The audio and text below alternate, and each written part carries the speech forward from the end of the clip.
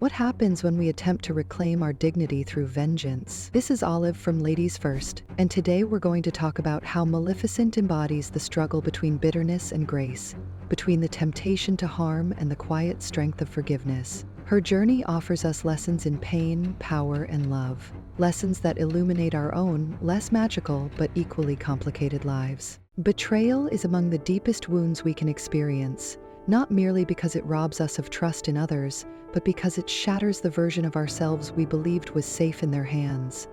Maleficent's response is immediate. She closes off, armors herself in anger, and seeks to punish rather than mourn.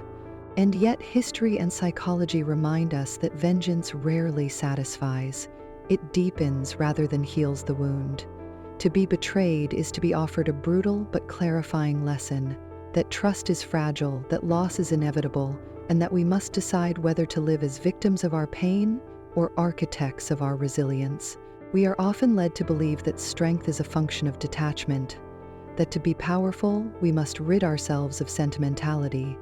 Maleficent learns otherwise. She discovers that to care, to risk being hurt again, is not a sign of weakness but the very definition of courage. The strong are not those who feel nothing, but those who, despite their wounds, allow themselves to feel everything. To avenge is to attempt to rewrite the past, to force the universe into a narrative where pain is repaid in kind. But the cruel paradox of revenge is that it keeps us tethered to the very thing we wish to escape. Maleficent believes for a time that punishing Stefan through his child will bring equilibrium. Instead, it brings her only emptiness.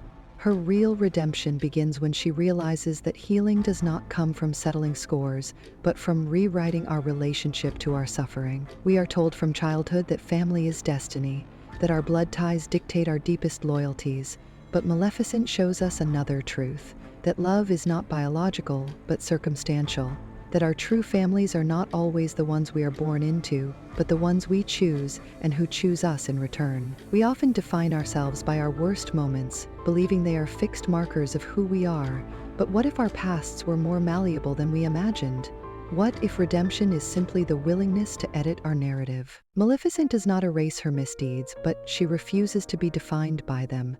She reclaims herself not through denial but through transformation. Fairy tales endure not because they are true in the literal sense, but because they reveal truths about us. Maleficent is not merely a story of magic and curses. It tells us that darkness and light are not opposites, but necessary counterparts. That we are all capable of cruelty but also of mercy, that our pain does not have to be our identity, and that sometimes our greatest power is not in the curses we cast, but in the love we dare to give. If suffering is inevitable, what will you choose to make of yours? Feel free to share your thoughts in the comments. And if you enjoyed this discussion, like this video and subscribe to Ladies First.